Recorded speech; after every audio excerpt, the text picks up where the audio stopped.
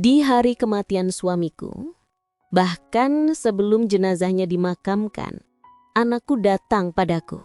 Bukan untuk memeluk, bukan untuk menenangkan, tapi untuk menagih uang sewa rumah. Rumah yang sebenarnya masih atas namaku sendiri. Malam itu, aku baru sadar. Kehilangan suami ternyata belum seberapa dibanding kehilangan hati anak sendiri. Hai teman-teman, balik lagi di Jejak Cerita. Tempat di mana kisah nyata kehidupan jadi pelajaran berharga buat kita semua. Jangan lupa tekan tombol subscribe, nyalakan lonceng notifikasinya, dan bantu kami membagikan kisah penuh makna ini supaya lebih banyak orang belajar tentang arti kasih, sabar, dan ketulusan seorang ibu. Beberapa jam setelah kepergian suamiku, rumah kami masih dipenuhi pelayat. Doa tahlil belum juga usai. Wangi bunga setaman bercampur dengan aroma kopi hitam yang disuguhkan untuk tamu-tamu yang datang silih berganti. Tapi di tengah suasana duka itu, ada sesuatu yang tak pernah terpikirkan oleh siapapun akan terjadi. Bu, Bapak sudah meninggal. Bagaimana kalau kita bagi warisan sekarang? Suara itu keluar dari mulut Rifai, anak lelakiku. Suaranya datar tanpa emosi, seolah yang dibicarakan bukan tentang keluarga, tapi angka di atas kertas. Aku terdiam. Beberapa pelayat yang mendengar ikut menoleh. Wajah mereka terkejut. Rifai melanjutkan. Karena aku anak laki-laki satu-satunya, rumah ini jadi hakku. Lia, yang belum jelas masa depannya, biar garap kebun belakang. Ibu bisa tinggal di rumah gubuk belakang sama Lia. Atau kalau ibu masih mau di rumah ini, ya ibu harus bayar sewa. Seseorang di pojok ruangan berbisik. Astagfirullah. Yang lain hanya bisa menggeleng, mengelus dada.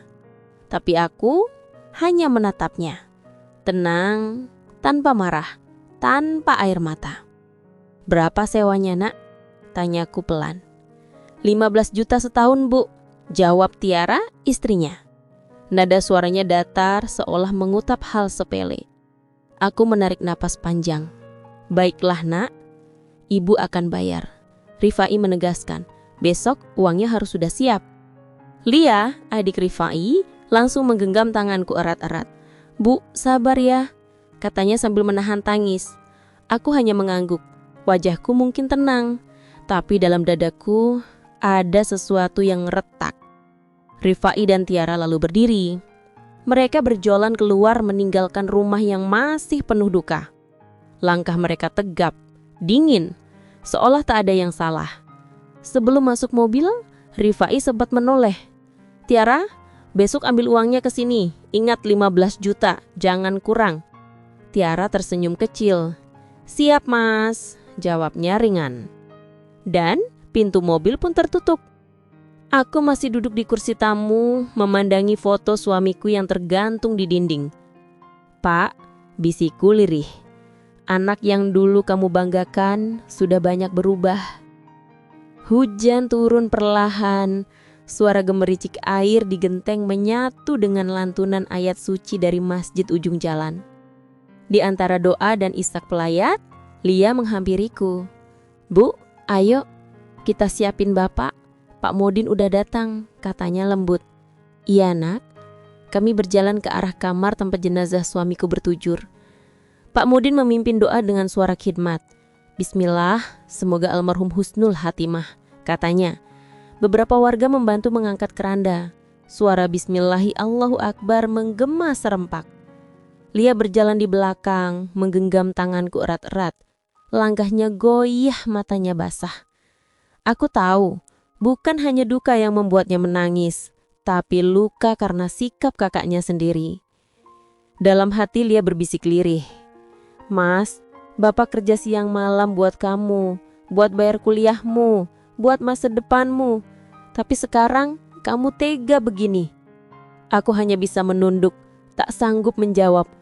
Keranda perlahan meninggalkan halaman rumah. Doa tahlil masih terdengar, tapi hatiku sepi. 3 hari setelah pemakaman, suasana rumah masih sunyi.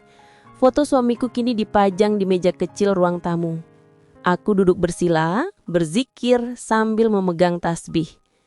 Langkah kaki terdengar dari arah luar. Rifai datang lagi. "Bu?" tanya lirih. Aku menoleh sekilas. "Uangnya sudah ada, Bu." Aku terdiam, tak menjawab. Mataku terpejam, mencoba menenangkan hati yang hampir pecah. "Nak, berikan izin ibu mendoakan bapakmu malam ini dengan tenang." Rifai menunduk, tapi kemudian suaranya meninggi. "Halah, bilang aja belum ada, Bu. Jangan ulur waktu." Aku menatap nisan suamiku dari jendela. "Capekmu karena menunggu, Nak. Capek ibu karena ditinggal, dikhianati, dan masih harus bertahan." Rifai mendengus. "Jadi belum ada kan?" Aku menarik napas panjang. "Ibu belum tahu, Nak. Tapi Allah selalu punya jalan." Ia tertawa sinis. "Selalu Allah, selalu doa. Tapi aku hidup dari apa?" Aku berdiri.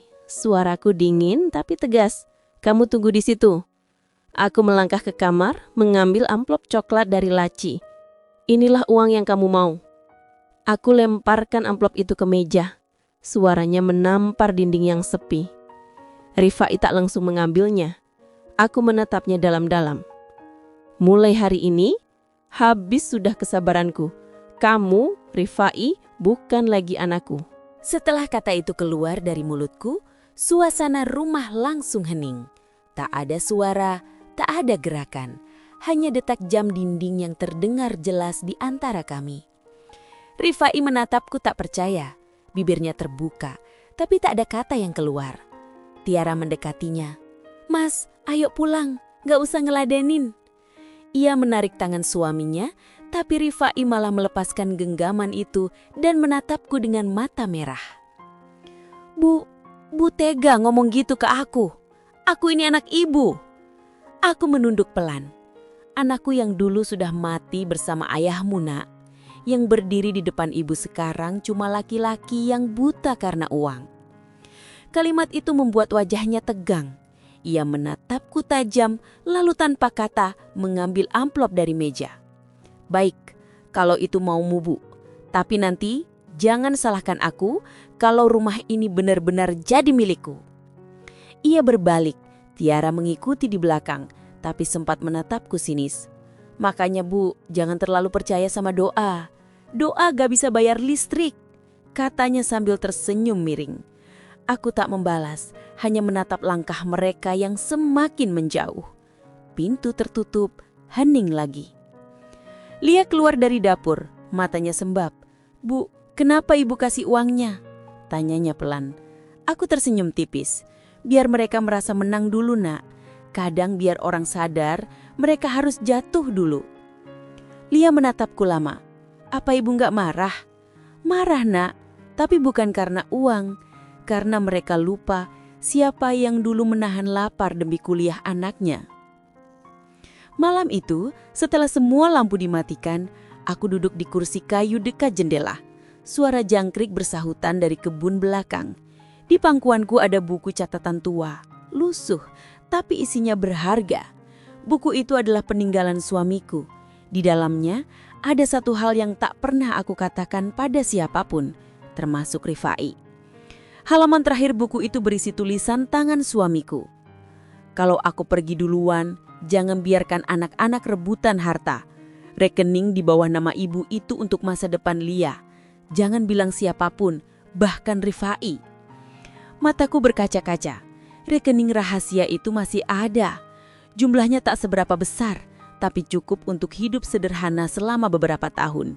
Uang itu bukan untuk kemuahan, tapi untuk keamanan, agar aku dan Lia tak terlunta-lunta setelah suamiku pergi. Aku mengelus tulisan itu lembut. "Terima kasih, Pak. Ibu janji, ibu jaga amanahmu." Keesokan paginya Lia pergi ke pasar. Aku duduk di teras, menatap langit abu-abu. Tiba-tiba sebuah mobil hitam berhenti di depan rumah. Rifai turun membawa map coklat di tangannya. Ia langsung masuk tanpa mengetuk. "Bu, aku cuma mau kasih tahu. Aku udah urus sertifikat rumah ini, jadi mulai bulan depan rumah ini atas namaku. Aku menatapnya tenang. Kamu cepat sekali, Nak. Rifai mengangkat bahu. Aku cuma mau aman, takut nanti direbut Lia atau ibu jual diam-diam. Aku menarik napas pelan. Aku takut kehilangan rumah. Aku takut kehilangan anak. Rifai terdiam sejenak, tapi kemudian menunduk, pura-pura sibuk merapikan mapnya. Aku pergi dulu, Bu. Oh ya, jangan lupa ya, bayar listrik bulan ini masih tanggungan Ibu. Ia keluar lagi tanpa salam. Aku memejamkan mata. Dalam diam aku mulai menyadari, bukan harta yang membuat keluarga rusak, tapi hati yang tak lagi kenal cukup. Malam itu, Lia pulang dari pasar dengan wajah cemas. Bu, tadi aku ketemu orang notaris. Katanya Rifai urus balik nama rumah ke atas namanya sendiri. Aku mengangguk. Iya, Nak, Ibu tahu. Terus Ibu diam aja. Lia menatapku dengan mata berkaca. Aku tersenyum. Kau ingat kata Bapak dulu, barang dunia jangan dikejar, Nak. Karena nanti dunia yang akan datang menghampiri kita kalau kita ikhlas. Lia mengusap air matanya. Tapi Bu, itu rumah Ibu. Aku memegang tangannya. Rumah bisa hilang, tapi hati yang sabar gak bisa dibeli. Beberapa hari kemudian, Lia memergoki Rifai diam-diam datang ke rumah lagi. Kali ini ia tak sendiri. Ia bersama seseorang yang Lia tak kenal. Lelaki berpakaian rapi membawa koper. Mereka bicara pelan di halaman, tapi Lia bisa mendengar sedikit percakapan mereka. Pokoknya uang itu harus cair minggu depan. Saya udah siapin berkas jual beli, kata si lelaki. Rifai mengangguk. Baik, yang penting cepat. Ibu gak akan tahu. Rumah itu akan saya jual sebelum semuanya keburu ribet. Lia mengahan napas di balik pintu. Wajahnya pucat, tangannya gemetar. Setelah mereka pergi, Lia langsung masuk kamar menatap ibu yang sedang berzikir. Bu, suaranya lirih. Mas mau jual rumah kita. Aku berhenti. Tasbih di tanganku jatuh ke lantai. Sudah Ibu duga, kataku tenang. Dia terlalu dalam mengejar dunia. Lia tak bisa menahan air matanya. Terus kita gimana, Bu? Aku menatapnya dengan senyum lembut. Tenang, Nak. Bapakmu sudah siapkan jalan. Dunia boleh mereka ambil, tapi rezeki yang dijaga Tuhan tak akan berpindah. Namun malam itu, sebelum tidur, aku membuka kembali buku peninggalan suamiku. Kali ini aku menemukan satu lembar kecil terselip di belakang sampul.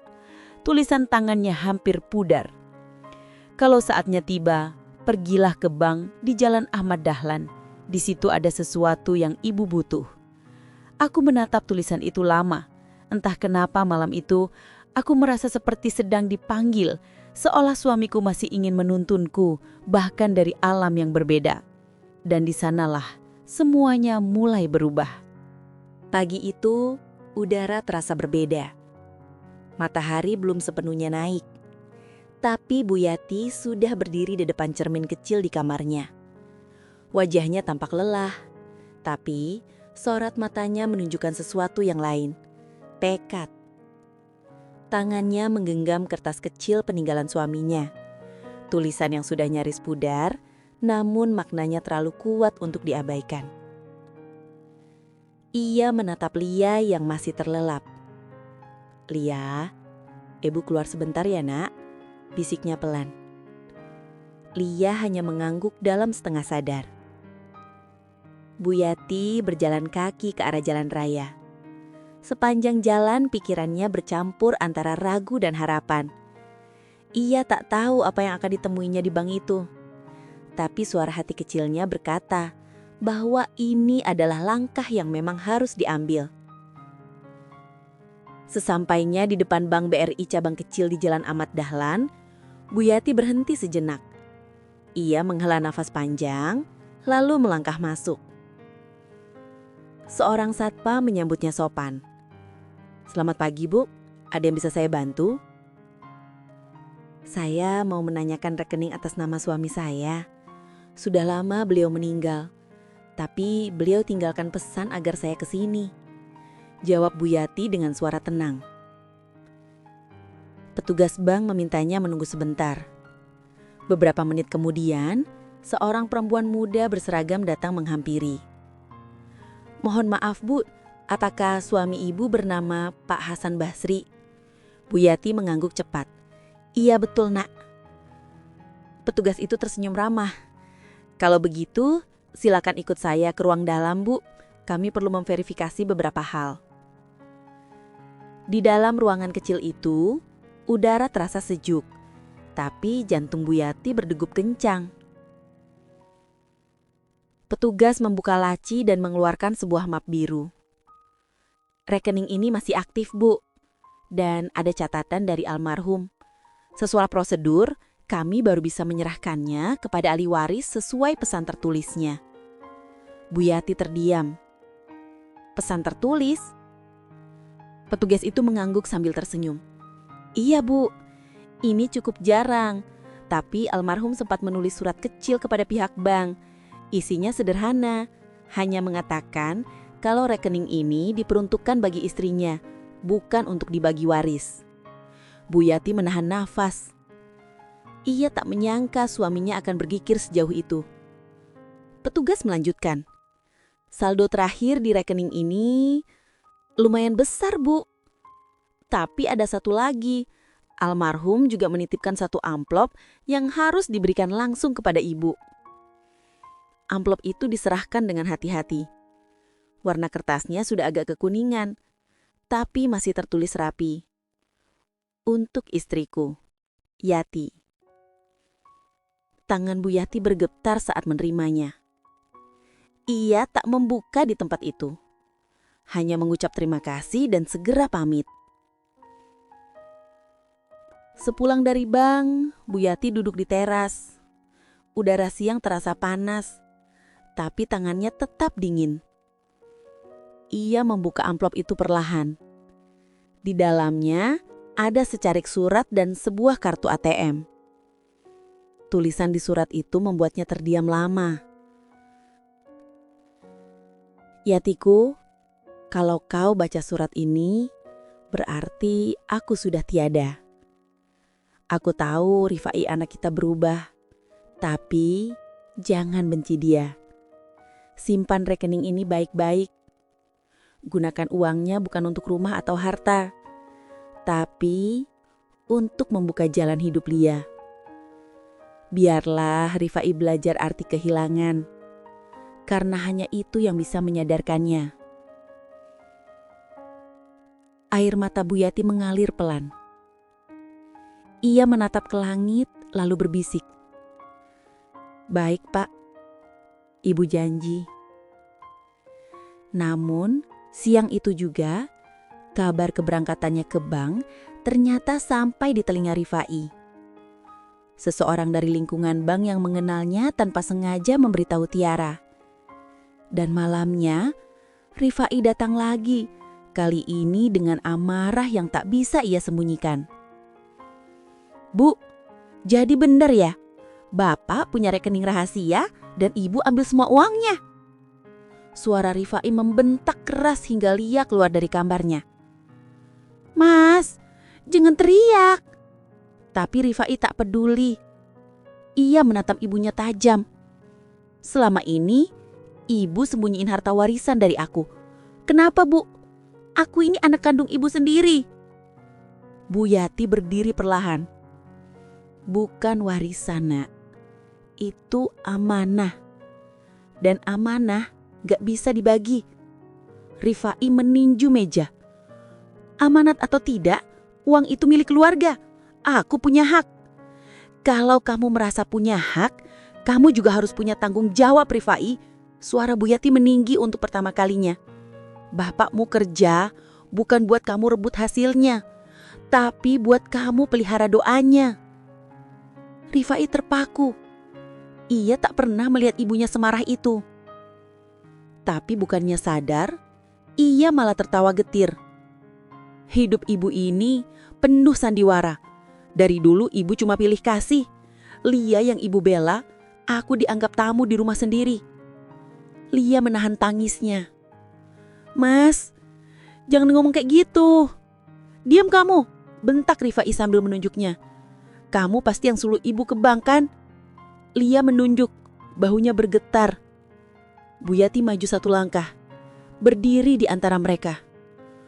"Cukup Rifai, mulai malam ini kamu jangan lagi injak rumah ini kalau hatimu masih buta." Rifai menatap ibunya lama. Sorot matanya campur aduk, marah, sakit hati, tapi juga ketakutan yang tak ia sadari. Ia berjalan ke pintu sambil berkata pelan, "Nanti ibu tahu sendiri rasanya kehilangan." Dan malam itu, untuk pertama kalinya, Bu Yati benar-benar merasa kehilangan anak laki-lakinya. Bukan karena meninggal, tapi karena keserakahan telah menghapus hatinya. Ia menatap Lia yang terisak. "Tenang nak," ucapnya pelan sambil memeluk putrinya. "Badai ini pasti reda. Tapi sebelum reda, pasti ada yang tumbang dulu." Sudah 2 minggu sejak malam pertengkaran itu. Rumah Bu Yati terasa lebih sepi dari biasanya. Tak ada lagi suara azan dari kamar Rifai yang dulu sering ia banggakan. Tak ada lagi tawa kecil Tiara yang meski menyakitkan pernah juga membawa warna di rumah itu. Kini yang tersisa hanya Bu Yati, Lia, dan kenangan. Setiap pagi, Lia masih terbiasa menyiapkan 2 cangkir teh di meja makan. Satu untuk dirinya, satu untuk ibunya. Tapi entah kenapa setiap kali menatap kursi kosong di seberang meja, hatinya terasa sesak. "Bu, Mas Rifai belum pernah datang lagi ya?" tanya Lia pelan. Bu Yati tersenyum kecil meski matanya tampak lelah. "Belum nak, tapi gak apa-apa. Kadang jarak memang perlu, supaya hati bisa mikir jernih." Lia mengangguk. Ia tahu di balik ketenangan ibunya ada luka yang belum sembuh. Sore itu, saat mereka berdua sedang menyapu halaman, sebuah mobil hitam berhenti di depan rumah. Lia langsung berhenti bergerak, wajahnya menegang. Pintu mobil terbuka. Rifai turun dengan kemeja rapi dan wajah datar. "Ibu ada di rumah?" tanyanya dingin. Bu Yati keluar perlahan dari dalam rumah. "Ada nak, ada apa?" Rifai menyerahkan selembar kertas. "Ini surat. Rumah ini sudah saya jual." Suasana langsung hening. Lia terbelalak, tak percaya dengan apa yang baru ia dengar. "Mas, kamu bilang apa barusan?" "Rumah ini udah bukan milik kita lagi. Semua udah sah, tanda tangan dan notaris lengkap." Bu Yati menatap surat itu. Tangannya bergetar tapi wajahnya tetap tenang. "Kenapa nak?" "Karena ibu gak adil," bentak Rifai. "Ibu sembunyiin uang bapak. Ibu pilih kasih. Aku anak laki-laki, Bu. Aku berhak atas segalanya." Lia melangkah maju. "Mas, bapak tinggalkan itu buat ibu, bukan buat kita rebutin. Bapak udah capek kerja, Mas. Kenapa kamu malah tega begini?" Tapi Rifai tak mendengar. Ia hanya memandang kosong ke arah rumah yang dulu jadi tempat ia tumbuh, tempat ia tertawa, dan kini tempat yang ia jual demi keserakahan sendiri. Bu Yati mendekat, berdiri hanya sejengkal di depannya. "Nak, kamu ingat waktu kecil dulu? Kamu sering minta ibu buatkan bubur tiap pagi. Kamu gak pernah makan sebelum ibu suapin. Sekarang, ibu cuma mau tanya satu hal. Kapan terakhir kali kamu lihat ibu sebagai ibu, bukan musuh?" Pertanyaan itu menampar lebih keras dari bentakan manapun. Rifai menunduk, bibirnya gemetar, tapi ego masih menahannya untuk meminta maaf. "Aku cuma pengen hakku, Bu. Kalau hak yang kamu maksud bisa bikin ibu kehilangan rumah, kehilangan ketenangan, kehilangan kamu, ambil semua nak. Tapi jangan lupa, yang kamu jual bukan cuma rumah, tapi juga doa ibu yang selama ini jaga hidupmu." Hening. Hanya suara angin sore dan burung yang lewat di atas atap. Malamnya Lia mendapati ibunya duduk di ruang tamu menatap surat penjualan rumah itu lama sekali. "Bu, mau gimana sekarang?" tanya Lia dengan suara bergetar. Bu Yati tersenyum lagi. kali ini lebih tenang. Gak apa-apa nak, Allah gak punya salah pilih waktu. Kadang rumah dijual supaya kita bisa pulang ke tempat yang lebih tenang. Lia tak paham maksudnya, tapi beberapa hari kemudian barulah ia mengerti. Bu Yati mengajaknya pergi ke kota. Mereka naik bus kecil dengan membawa hanya 2 koper tua. Bu, kita mau kemana? Kita mau mulai hidup baru nak, di tempat bapak dulu menitipkan sesuatu. Perjalanan itu memakan waktu 3 jam. Mereka berhenti di sebuah pesantren kecil di pinggiran kota. Bangunannya sederhana, tapi suasananya damai. Seorang ustadz tua menyambut mereka dengan senyum hangat. Bu Yati? Iya Pak Ustadz, saya istri almarhum Pak Hasan. Ustadz itu mengangguk. Beliau pernah titip pesan dan sedikit bantuan untuk pesantren ini. Katanya, kalau suatu hari ibu datang, ibu boleh tinggal di sini. Lia menatap ibunya tak percaya. Bu, jadi bapak udah nyiapin semuanya dari dulu? Bu Yati hanya tersenyum sambil mengangguk. Bapak memang gak pernah ngomong banyak, tapi doanya selalu panjang. Hari-hari mereka pun berubah. Bu Yati mulai membantu di dapur pesantren, Lia mengajar anak kecil mengaji. Meski sederhana, ada ketenangan yang tak pernah mereka rasakan lagi di rumah lama dulu. Dan setiap malam, sebelum tidur, Bu Yati membuka buku kecil tempat ia menulis pengeluaran dan doa. Di halaman terakhir, ia menulis kalimat yang sederhana tapi penuh makna. Kadang yang terlihat seperti kehilangan, sebenarnya cuma cara Allah menunjukkan arah pulang. Namun di tempat lain, Rifai mulai merasakan yang tak pernah ia duga. Rumah yang dijualnya ternyata bukan membawa keberuntungan, tapi masalah. Pembeli rumah menuntut balik karena dokumen warisan belum lengkap, dan nama Bu Yati masih tertera sebagai pemilik sah. Teleponnya berdering tanpa henti. Tiara menangis karena mereka dituntut dan dirugi. Dan di tengah kekacauan itu, Rifai baru menyadari semua doa yang dulu menjaganya kini telah benar-benar hilang. Hujan turun deras malam itu. Jalanan sepi. Lampu-lampu kota memantul di genangan air, membuat semuanya tampak kabur. Di dalam mobil tuanya yang sudah beberapa kali mogok, Rifai duduk diam. Tangannya menggenggam kepala, napasnya berat. Telepon dari pembeli rumah baru saja berakhir. Isinya ancaman. Kalau suratnya nggak beres minggu ini, gua laporin ke polisi. Suara di ujung telepon tadi menegas, membuat jantung Rifai berdegup keras. Ia menatap setumpuk kertas di kursi sampingnya. Semuanya dokumen penjualan rumah. Tapi satu hal yang ia sadari baru sekarang. Nama pemilik di sertifikat itu masih atas nama Bu Yati. Semua transaksi yang ia lakukan tidak sah. Mobilnya mati mendadak. Ia menatap hujan di luar, lalu menggedor setir keras-keras. "Kenapa semua harus begini?" teriaknya. Tapi yang menjawab hanya suara petir yang menyambar di kejauhan. Sementara itu, di pesantren kecil tempat Bu Yati dan Lia tinggal, suasana sore begitu damai. Bu Yati duduk di beranda sambil menatap anak-anak kecil yang bermain bola di halaman. Lia datang membawa 2 gelas teh panas. "Bu, kalau Mas Rifai tahu kita di sini, kira-kira dia bakal datang nggak, Bu?" tanya Lia perlahan. Bu Yati tersenyum samar. "Entahlah nak, kadang orang baru datang bukan karena ingin, tapi karena sudah nggak punya tempat pulang." Lia menatap ibunya dengan tatapan iba. Ia tahu sedalam apapun luka yang dibuat Rifai, cinta seorang ibu tak pernah benar-benar hilang. Beberapa hari kemudian, Rifai datang ke kantor notaris tempat dulu ia mengurus penjualan rumah. Wajahnya lelah, matanya merah. "Pak, tolong bantu saya. Gimana caranya rumah itu bisa sah dijual?" Notaris itu menatapnya lama, lalu mengeleng pelan.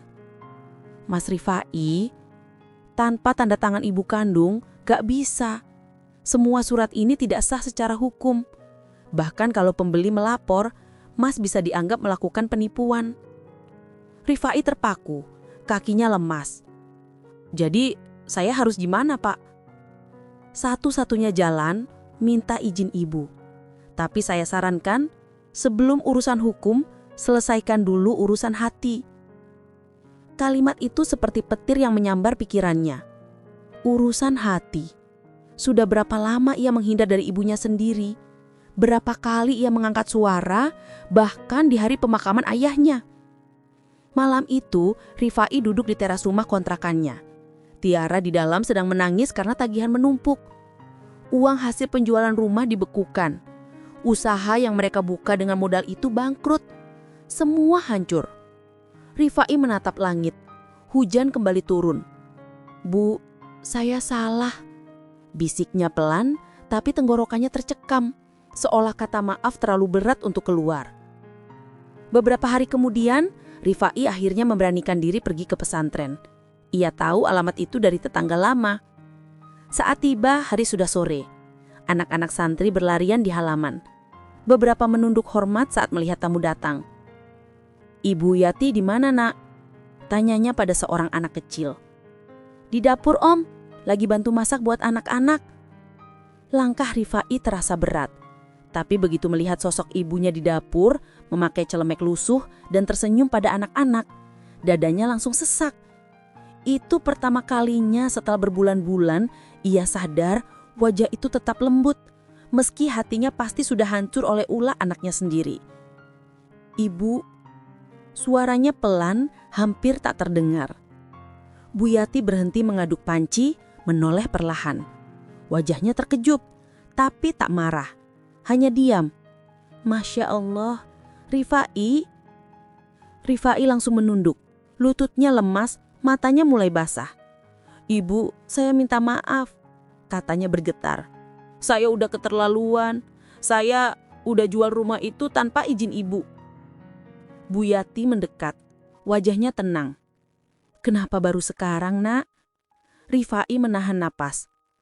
"Karena baru sekarang saya ngerti gak ada yang bisa menggantikan doa ibu." Air matanya jatuh. Bu Yati tak menahan. Ia memeluk anaknya perlahan. "Sudah, Nak, ibu juga gak pernah marah. Harta bisa dicari, rumah bisa dibangun lagi. Tapi hati yang menyesal, itu tandanya Allah masih sayang."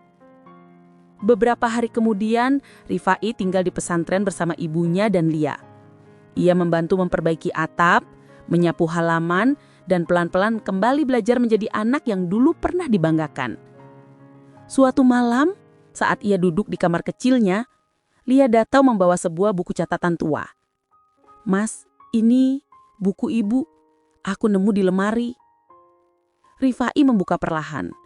Di dalamnya ada daftar panjang nama-nama anak yatim, nominal uang, dan catatan kecil bertuliskan, "Rekening rahasia ibu. Untuk anak-anak yang tak punya siapa-siapa. Semoga jadi amal jariah untuk bapak dan bekal untuk Rifai dan Lia di akhirat nanti." Rifai menatap tulisan itu lama. Tangan gemetar, air matanya jatuh satu-satu ke halaman buku. Rekening rahasia yang ia kira pribadi ibunya ternyata bukan untuk dirinya, tapi untuk membantu orang lain. Dan malam itu, Rifai benar-benar menangis. Bukan karena kehilangan rumah, bukan karena rugi uang, tapi karena sadar selama ini ibunya lebih kaya dari siapapun. Bukan di harta, tapi di hati. Pagi itu, langit pesantren cerah. Matahari menyinari halaman yang basah oleh embun, sementara burung-burung berkicau riang. Rifai berdiri di depan kelas kecil, menatap anak-anak yang duduk rapi. Ia merasa aneh. Dulu, anak-anak itu terlihat seperti dunia yang jauh dan asing, tapi sekarang ada rasa hangat yang perlahan masuk ke hati yang selama ini dingin. "Assalamualaikum, Nak," sapanya pelan. Suaranya masih berat karena kebiasaan lama yang sulit hilang. "Waalaikumsalam, Om Rifai," seru beberapa anak serentak, membuatnya tersenyum kecil. Di dapur, Bu Yati sibuk menyiapkan sarapan, sesekali melirik anak-anak yang masuk satu persatu. Lia membantu membagikan piring sambil sesekali menatap kakaknya. "Mas, jangan terlalu keras sama mereka," bisik Lia. Rifai tersenyum miris. Aku belajar dari ibu, Nak, tapi pelan-pelan.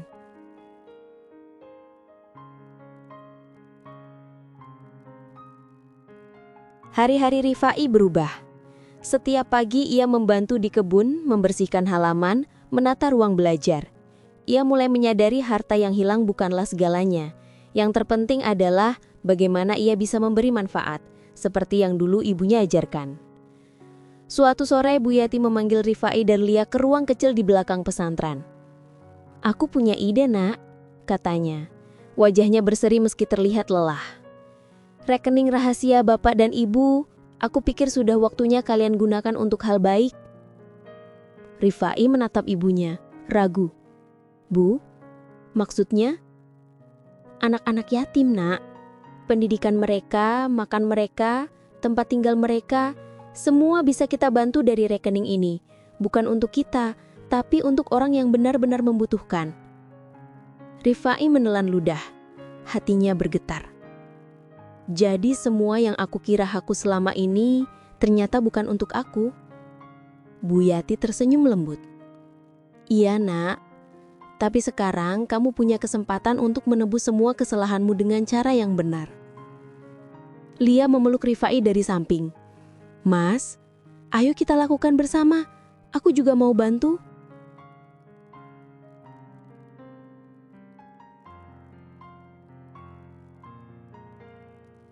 Hari-hari berikutnya, Rifai mulai belajar menghitung bantuan untuk anak-anak pesantren.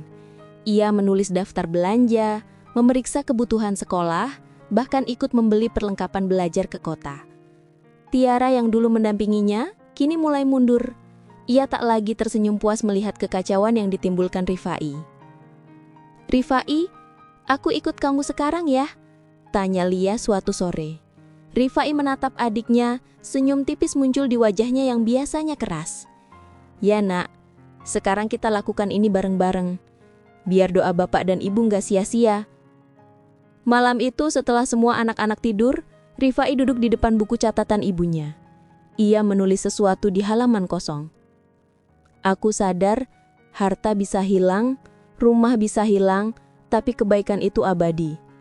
Mulai hari ini, aku belajar jadi anak yang benar." Hari demi hari, anak-anak pesantren mulai mengenal Rifai bukan sebagai lelaki yang menuntut harta, tapi sebagai kakak yang peduli. Ia mengajar mereka mengaji, bermain, bahkan ikut tertawa saat mereka bercanda. Bu Yati menatap anaknya dari beranda, tersenyum. "Subhanallah, Nakku sudah mulai berubah. Semoga Allah terus berhidayah." Dan malam itu Rifai menatap langit berbintang. Ia tahu perjalanan untuk menebus kesalahan masih panjang, tapi untuk pertama kalinya ia merasa ringan, damai, dan benar-benar pulang ke rumah yang selama ini ia abaikan, rumah hati. Beberapa bulan setelah Rifai dan Lia tinggal di pesantren, kehidupan mereka mulai stabil. Rifai sudah mulai menata jadwal harian.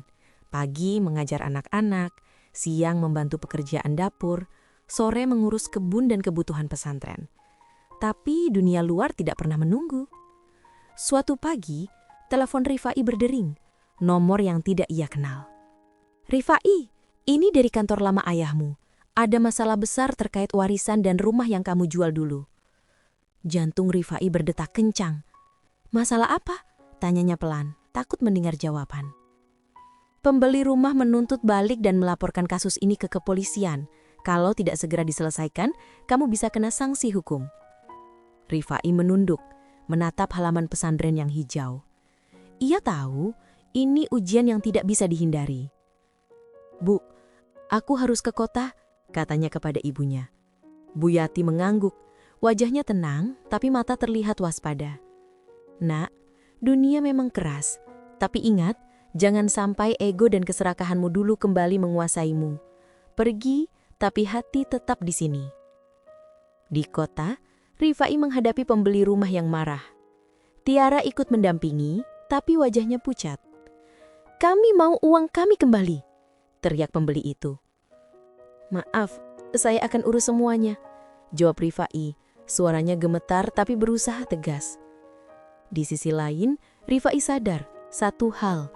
Tanpa bantuan ibu, ia tidak akan bisa menyelesaikan masalah ini. Ia akhirnya menelpon Bu Yati dan Lia.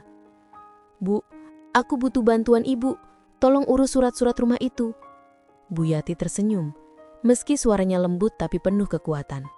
"Tenang nak, semua bisa kita selesaikan dengan cara yang benar. Tapi ingat, jangan ulangi kesalahan yang sama. Harta itu sementara, tapi hati yang jernih itu abadi." Rifai duduk sendirian di taman kota. Ia menatap gedung-gedung tinggi, lalu menunduk. "Kenapa dulu aku begitu bodoh?" gumamnya. "Kenapa aku mengutamakan uang daripada keluarga dan doa ibu?" Tiara yang melihat kakaknya termenung akhirnya bicara. "Rif, aku rasa ini waktunya kamu benar-benar belajar arti kehilangan dan tanggung jawab. Bukan cuma soal uang, tapi soal hati yang harus diperbaiki." Rifai mengangguk. Air matanya jatuh. Untuk pertama kalinya, ia merasakan rasa penyesalan yang benar-benar mendalam. Lebih dari sekedar kehilangan rumah atau masalah hukum. Kembali ke pesantren, Bu Yati dan Lia mulai menyiapkan dokumen yang dibutuhkan.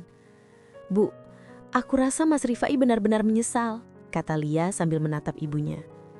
Bu Yati mengangguk. "Nak, penyesalan itu tanda hati mulai bersih. Sekarang kita bantu dia selesaikan urusan dunia, tapi tetap ajarkan dia arti doa dan kebaikan." Malam itu, Rifai kembali ke pesantren setelah urusan pertama selesai. Ia membawa surat-surat rumah yang sudah diperbaiki, tapi hatinya masih bergetar. Ia duduk di beranda menatap langit malam dan berbisik pelan. "Ya Allah, izinkan aku tidak lagi menjadi anak yang salah. Ajari aku menebus semua yang telah kuperbuat." Di hari-hari berikutnya, Rifai belajar lebih keras. Ia mulai mengatur distribusi rekening rahasia ibu untuk anak-anak pesantren. Tiara tetap di sisi, tapi mulai sadar bahwa kebahagiaan Rifai bukan terletak pada harta, tapi pada kesempatan menebus kesalahan. Rifai menghadapi ujian yang lebih besar dari sekedar masalah hukum. Ia harus menghadapi ego, keserakahan, dan rasa malu yang bertahun-tahun menumpuk di hatinya. Tapi perlahan, dengan doa ibu dan bantuan Lia, ia mulai mengerti arti sabar dan pengorbanan. Pagi itu, matahari baru saja menembus celah-celah daun pepohonan di halaman pesantren. Rifai keluar dari kamar, membawa tas berisi buku, alat tulis, dan beberapa perlengkapan belajar yang baru dibeli untuk anak-anak. Ia berjalan pelan, tapi setiap langkahnya penuh tekad. "Mas Rifai, pagi," sapa salah seorang anak santri berlari kecil ke arahnya. "Selamat pagi nak," jawab Rifai sambil tersenyum tipis. Senyum itu terasa hangat, berbeda dengan wajah tegang yang biasa ditunjukkannya dulu. Hari itu Rifai memutuskan untuk mengajar kelas tambahan. Anak-anak yang tadinya ragu-ragu mulai duduk rapi di tikar kecil. Ia membuka buku catatan ibunya dan membaca satu persatu nama anak yang mendapat bantuan. "Anak-anak, hari ini kita akan belajar menghitung uang yang nanti digunakan untuk kebutuhan kalian. Tapi yang lebih penting, kita belajar bersyukur dan saling menolong." Anak-anak menatapnya heran, tapi perlahan mereka mulai mengikuti. Rifai menjelaskan cara menabung, menulis laporan penggunaan uang, hingga pentingnya doa. Semua dilakukan dengan penuh kesabaran. Sore harinya Rifai bersama Lia dan beberapa santri pergi ke kebun belakang pesantren. Ia mengajari anak-anak menanam sayuran dan merawat tanaman. "Ini bukan cuma untuk makan kalian, tapi juga untuk belajar tanggung jawab," ucap Rifai sambil menanam bibit tomat. Seorang anak kecil mengangkat wajahnya. "Om Rifai, kenapa Om dulu marah-marah sama ibu dan rumah?" Rifai tersenyum getir. "Om Rifai dulu terlalu serakah nak. Tapi sekarang kita belajar memperbaiki diri, menolong orang lain, dan menghargai ibu." Malamnya Bu Yati menatap Rifai dari beranda. Wajahnya tampak lega. "Nak, aku bangga sama kamu. Perlahan kamu mulai menjadi anak yang benar." Rifai menunduk. "Ibu, semua ini karena ibu. Aku baru sadar, harta bisa dicari lagi, tapi doa dan kasih sayang ibu itu tak tergantikan. Lia tersenyum menepuk pundak kakaknya. Mas, jangan terlalu keras sama diri sendiri. Yang penting sekarang kita lakukan bersama. Hari demi hari, Rifai semakin terbiasa dengan rutinitas baru. Ia mulai membagi waktu, pagi mengajar, siang membantu pekerjaan rumah dan kebun, sore memeriksa penggunaan rekening rahasia ibu, dan malam membaca Al-Quran bersama anak-anak. Ia bahkan mulai menulis catatan pribadi, menceritakan perjalanan hidupnya, kesalahan yang pernah diperbuat, dan langkah-langkah menebusnya. Semoga suatu hari nanti, anak-anak ini akan tahu bahwa Om Rifai yang dulu salah, akhirnya belajar menjadi orang baik. Suatu pagi, Rifai menerima surat dari pembeli rumah lama. Surat itu berisi ucapan terima kasih karena akhirnya masalah bisa diselesaikan dengan damai. Rifai tersenyum tipis. Ini baru benar-benar terasa ringan, bisiknya. Hatinya terasa lega, seperti beban berat yang menempel bertahun-tahun perlahan hilang. Lia datang membawa secangkir teh hangat. Mas, aku senang lihat Mas sekarang, katanya sambil tersenyum. Rifai menatap adiknya. Aku juga nak, sekarang aku tahu yang paling berharga bukan rumah, bukan uang, tapi hati yang bersih dan kesempatan untuk menebus kesalahan. Malam itu, Rifai duduk di kamar kecilnya, membuka kembali buku catatan ibu. Ia membaca daftar anak-anak yang dibantu sambil tersenyum. Ia tahu perjalanan menebus kesalahan belum selesai. Masih banyak anak-anak yang butuh bantuan, masih banyak hal yang harus diperbaiki. Tapi untuk pertama kalinya, Rifai merasa benar-benar berada di jalur yang tepat. Jalur yang membawa hatinya kembali ke rumah yang sesungguhnya, hati ibu, keluarga, dan kebaikan. Hari itu hujan turun perlahan, membasahi halaman pesantren. Rifai berdiri di depan gerbang, menatap rintik air yang jatuh di tanah. Ia menerima telepon dari seorang pengacara lama ayahnya. Pak Rifai, ada urusan mendesak. Salah satu kerabat Bapak keberatan dengan pembagian warisan. Mereka menuntut sebagian aset yang sekarang sedang kamu kelola. Rifai menutup telepon, dadanya sesak. Ini benar-benar belum selesai, gumamnya. Di dalam hati ia tahu, ini ujian terakhir. Semua kesalahan masa lalu, semua keserakahan yang pernah menguasai dirinya, kini diuji oleh dunia nyata. Tapi kali ini Rifai tidak sendirian, Lia dan Bu Yati ada di sampingnya. Di ruang pertemuan kantor pengacara, Rifai duduk tegap. Para kerabat ayahnya menatap tajam, wajah mereka keras. Kamu dulu menuntut semua harta Rifai. Sekarang bagaimana bisa membuktikan bahwa kamu sudah berubah? Tanya salah satu kerabat. Rifai menelan ludah, lalu membuka catatan rekening rahasia ibu. Ia menunjukkan bukti penggunaan uang untuk anak-anak pesantren, kegiatan sosial, dan bantuan bagi yang membutuhkan. Ini semua untuk menebus kesalahan saya dan untuk mengingatkan diri bahwa harta itu bukan segalanya. Yang terpenting adalah bagaimana kita menggunakan anugerah itu untuk kebaikan, katanya dengan suara tegas tapi tenang. Para kerabat menatapnya kaget. Beberapa mulai terlihat ragu, beberapa masih keras kepala. Di luar ruang itu, Bu Yati berdiri di pojok. Wajahnya tenang, tangan terlipat. Ia tahu anaknya sedang diuji. Ia tersenyum kecil. Subhanallah, nakku akhirnya benar-benar belajar, gumamnya pelan. Rifai menatap para kerabat, lalu menambahkan, aku sadar, dulu aku terlalu mementingkan diri sendiri. Tapi sekarang aku ingin menunjukkan bahwa aku bisa menjadi anak yang bertanggung jawab. Tidak hanya untuk keluarga, tapi untuk orang lain yang membutuhkan. Seorang kerabat tua akhirnya mengangguk pelan. Rifai, sepertinya kamu memang sudah berubah. Semoga Allah memberkahi langkahmu. Di perjalanan pulang, Rifai menatap hujan yang turun. Hatinya lega. Ujian terakhir dari masa lalunya akhirnya terjawab. Ia menyadari semua ego, semua keserakahan yang pernah menguasai dirinya bisa ditebus dengan tindakan nyata dan doa ibu. Di pesantren, anak-anak menunggu. Saat Rifai kembali, mereka berlari menyambutnya. "Om Rifai!" seru mereka riang. Rifai tersenyum, menatap wajah-wajah yang berseri.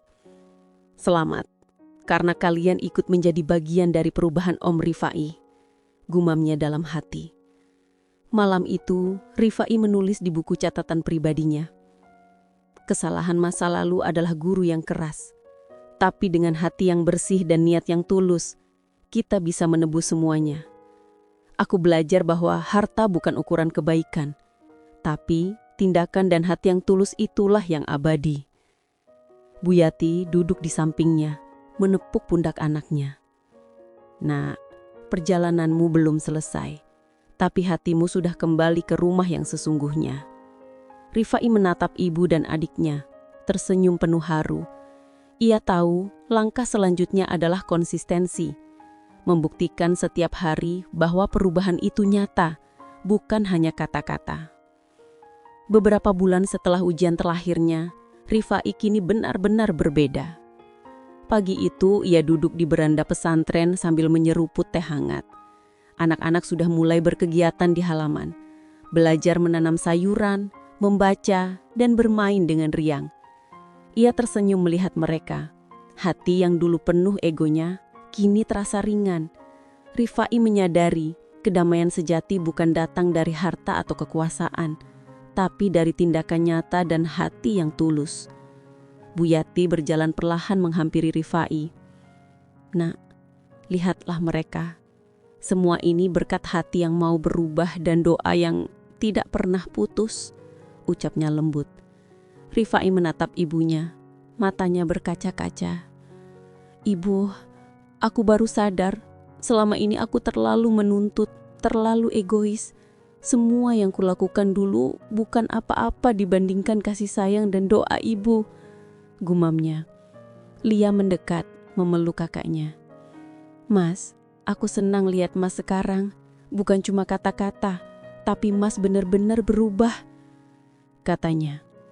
Hari itu Rifai mengatur distribusi bantuan untuk anak-anak yatim di sekitar pesantren. Setiap paket diberikan dengan senyum, doa dan perhatian yang setulus hati. Ia tahu inilah bukti nyata dari rekening rahasia ibu yang tidak hanya menyelamatkan masa depan anak-anak itu, tapi juga menebus kesalahan masa lalunya sendiri. Di malam hari, Rifai duduk di teras, menulis di buku catatan pribadinya.